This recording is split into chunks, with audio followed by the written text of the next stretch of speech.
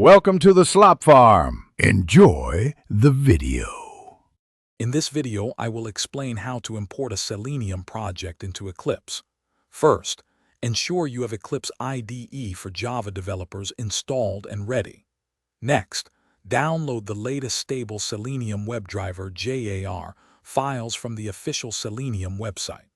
These files are crucial for integrating Selenium's functionalities into your Java project. Finally, we will create a new Java project in Eclipse to house our Selenium code. Now let's create your new Java project. Open Eclipse and navigate to File, then New and select Java Project.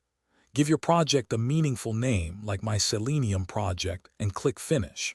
After creation, right-click on your new project in the Package Explorer.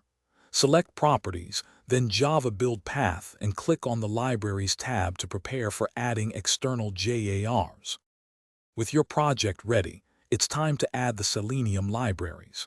In the Java Build Path window, click Add External JARs. Browse to the location where you downloaded the Selenium WebDriver JAR files. Select all the JARs from the lib folder and the main client JAR. Click Apply and Close to integrate these libraries into your project. This step makes Selenium classes available for your code. Finally, let's verify your setup. Create a new Java class and write a simple Selenium script, perhaps one that opens a browser to a specific website. Run this script as a Java application.